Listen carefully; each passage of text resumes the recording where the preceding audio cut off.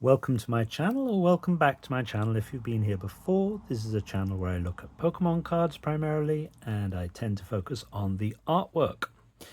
And today is a request video. Someone said, would you please have a look at Team Rocket, because I've never done Team Rocket.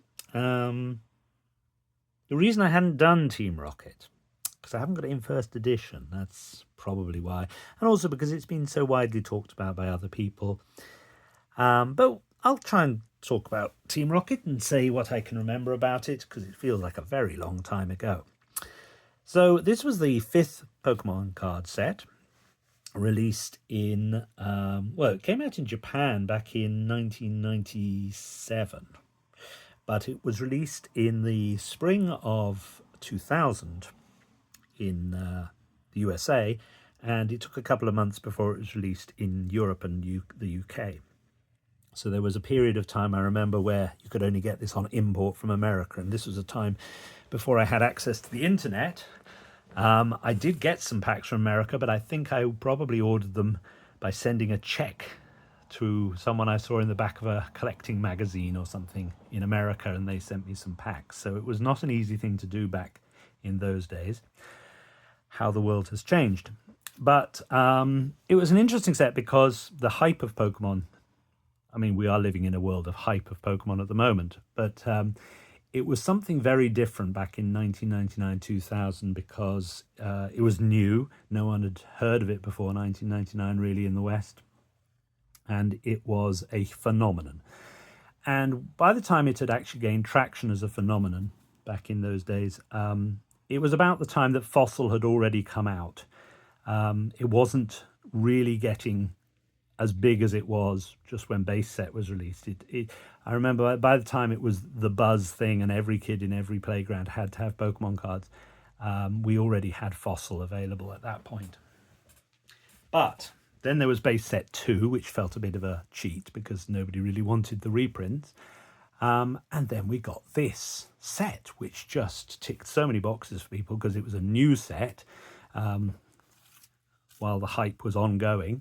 And it had dark Pokemon in, so it was the hot thing to get back then, and has remained to have this certain appeal, and people are very fond of it. It has a lot of nostalgia for people, how they felt about Team Rocket, which is why Team Rocket Returns and The Glory of Team Rocket, etc. have done very well on the back of it. So, we have a set here. And as I said before, I don't have it in first edition because first edition cards were very, very difficult to come by back then in the United Kingdom. I don't think they were actually released. I think it was only in America that they had first edition cards. I may be wrong, maybe up in London, I don't know. But there was a pre-release for this set, which was the Dark Gyarados, which was fairly easy to get. I think it is still fairly easy to pick up copies of this Dark Gyarados. And it is simply the same as card number 8 here, and it has the pre-release symbol down in the bottom corner. So those are the days when we had just simple pre-releases. And the only other card before we get into the main set was that I've got. There are probably there are probably some other cards. I will have to think of them as we go through it, but this is the Wizards of the Coast stamped Dark Arbok card, which, if you bear with me, Dark Arbok, let me just have a look. I would just want to see the release of it. It was given away at a Hong Kong Pokemon League held in February of 2001, so it was only available as a Hong Kong, so I would have got this on import from somewhere. As a variant, because there were very few promos back then. Now there are promos on everything, but back in those days, collecting promos was actually an achievable thing, and variants and stuff. So that was one of the more slightly obscure ones, I guess, to have a Hong Kong Pokemon League giveaway. So let us see what we have in the set. Well, it's very different from a modern set, because back then there were far fewer artists working for Pokemon. And there are actually, across the whole set, just 9 artists represented in this set. The most prolific being Kagamaru Himemaru, who did 18 cards for this set. Arita did 15 cards for the set, and then Sugimori did 10. Sumiyoshi Kazuki did 9. Then there's Nishida did 5. Atsuki Nishida.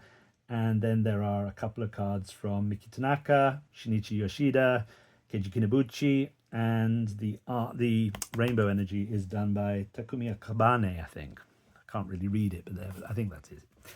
The name on the card, but that's just a piece of graphic art. So back in these days, there were no reverse foils. There were first edition as an alternative variant, but there were no reverse foils, and you had the 17 hollows that came through here were the first numbered cards in the set, and then the rares were just the same 17 cards, with the Pokemon being here, and then the trainer cards and the energy later on in the set. It's a pretty small set. There were 82 cards in the set. Of course, there was the infamous 83rd First Secret Rare card as well. Real secret rare. I mean, there was the odd Jungle Pikachu thing, but we're not talking about that today. And it's a very, very nostalgic set of cards. Now, I haven't looked at this set for a very long time. It's been off in a file. I've just put it into this file to do this video, but it's been off in an old file tucked away in the corner of my storeroom. And I'm going to have a little look at some of the cards now. There's a lot of Arita in here, and I'm a big Arita fan, so there's that element to it, that there are some that I really, really love. So I guess amongst the Arita cards of the hollows, the Dark Dragonite is a particular favourite of mine. Now, there was the very famous error version of this, where it's the non-hollow foil, or it appears to be a non-hollow foil, but it has the numbering of the hollow foil. So it's actually a misprinted hollow foil card that has the number 22. Has the number 5 at the bottom, like this, but it has no hollow foil. I've never seen one in real life. I would like one for my Arita collection, simply because it's an interesting variant. I've double sleeved these. So I'm going to look at a couple of cards. I'll look at a couple of the Dark Charizards as well, just to see if I have looked after. I can see silvering on the edge of this one, so that may be an issue. I'm not going to be heartbroken if these have scratches all over them, but we will have a look and see. Well, the surface of the hollow foil looks pretty good. I don't see a lot of scratching. However, the edges of the card all look like they have silvering around the edges. The light source today is over there, the window, so it's going to pick up, and there's a little bit of smudginess around the edges of this card. It's not in, I could probably clean up this corner a bit, but yeah, there's a little bit of marks on the back. It's not in perfect condition, but it's in fairly clean condition, considering it's 25 years old now, which is a long, long time. Infamously, one of the most valuable cards in the set is this Dark Magneton if it gets a PSA 10 grade, because there's just so much hollow foil on it that it gets very easily scratched. A PSA 9 is not worth a lot, but the PSA 10 is worth a lot. So I've got a couple of Dark Charizards here, which is probably the most desired card in the set, or maybe the Raichu is, I don't know, but we will have a look at the condition of these. Let's have a little look. So, hollow foil.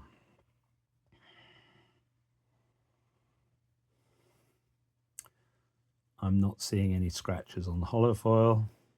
The cut is not particularly good. This corner looks very strange. The rounding of it, it bevels, but that's a factory problem. That's not anything to do with how I've treated the card. Just doesn't seem like they've actually chosen to cut the cards particularly well. There's no sort of obvious white cut marks on the corners as you often get. The surface, it's a little bit of scuffiness there maybe.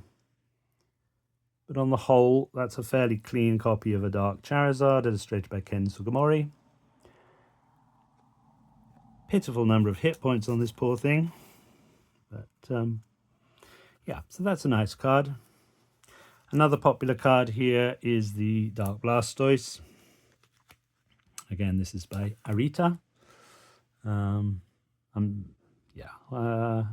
not going to get that one out. We're not going to look at every holo.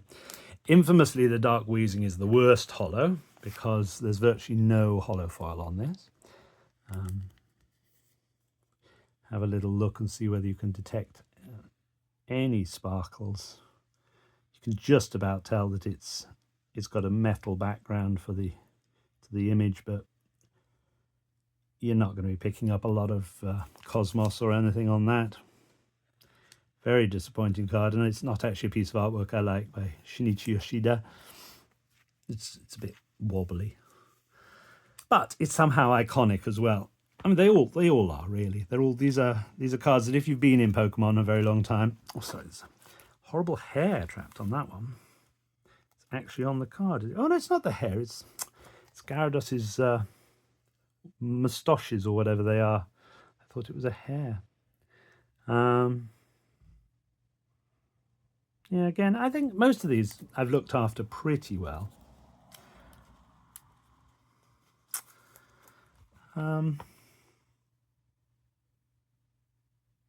Yeah, okay.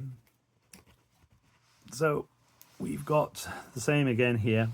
Now, most of the uncommons and commons I have actually got first edition copies of that I picked up at some point. I don't know when I'd have done that.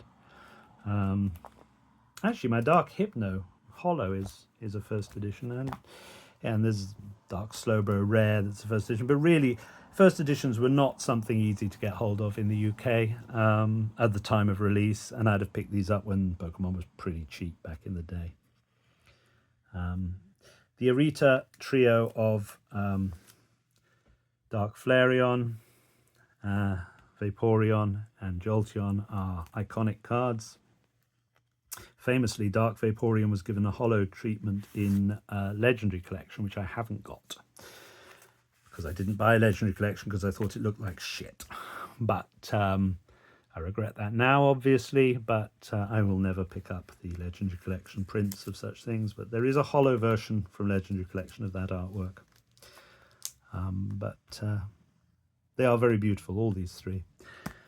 There's a lot of Arita here. Very nice cards. Yeah, Keiji Kinabuchi did the Porygon here. So just so nice little card, 40 HP. Not very fond of this. I think this was a bit of a miss from Himamaru of the Dark Rapidash. The head looks very small, and yeah, very early work from her there. But some of her cards are very beautiful in this. The Oddish that we're about to see here. It's very nice. Done in coloured pencils, I think. Arita's Psyduck is a famous card, as is the lovely Nishida Eevee here. And of course there was the famous Grimer card, which Himeno did, and in the Japanese market the eyes appear to be looking up the girl's skirt, but they changed it for the English release to be boss-eyed instead, because they didn't want the inappropriate suggestion that a Grimer might be upskirting some poor girl, as if he would. So there are some lovely cards here. This is a very popular card with Leonhardt loves this card a lot, this Squirtle.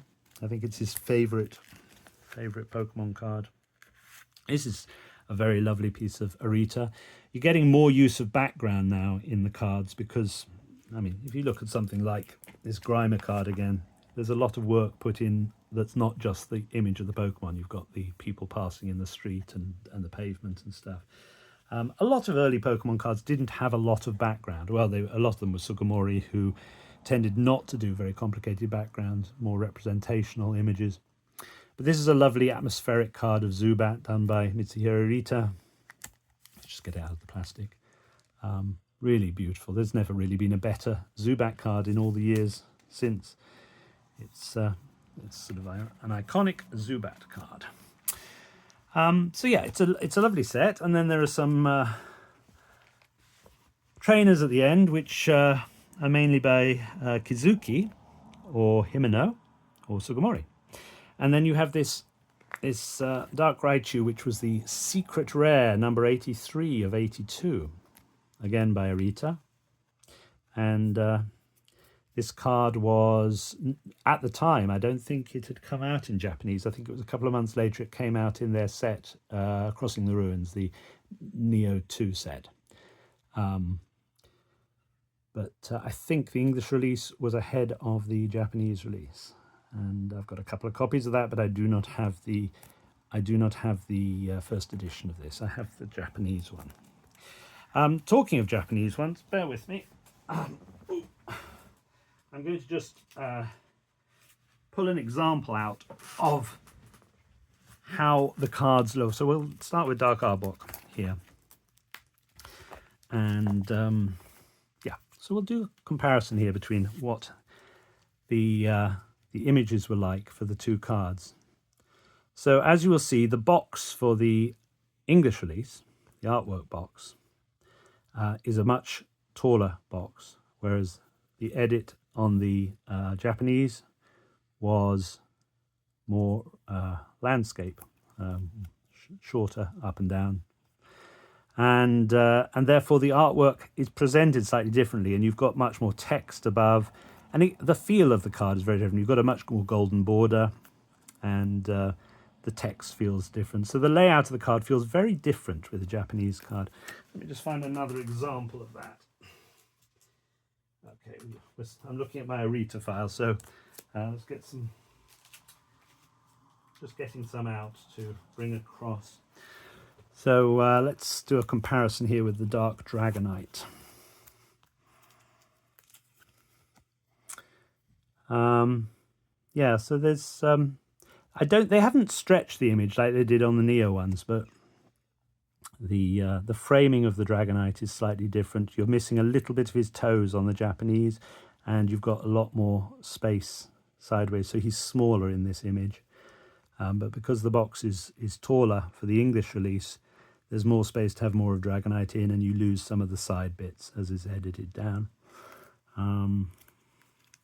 So how have they done the Golbat? Well, the Golbat's missing a bit of his foot on the Japanese one, and there's more cave either side, I guess, and he's slightly smaller, looks slightly lower in the frame as a result of losing that bit of foot. But yeah, it's interesting to see how they frame the different cards depending on the size of the box.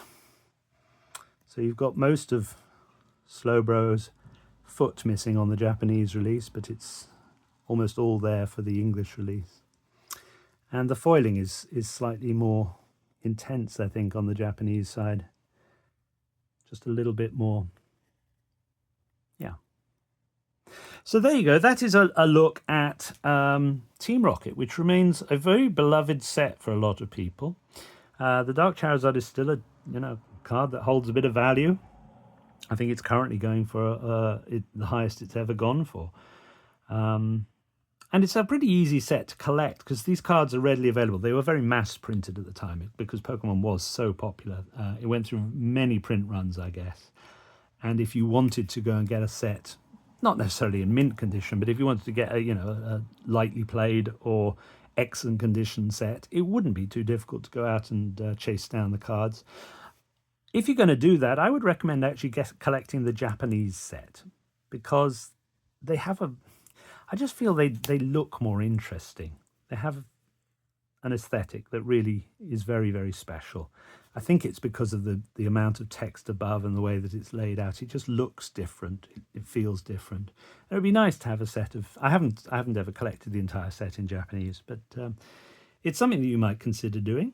But there you go. That is a look at Team Rocket, the technically 5th set because of base set 2 that came out 25 years ago.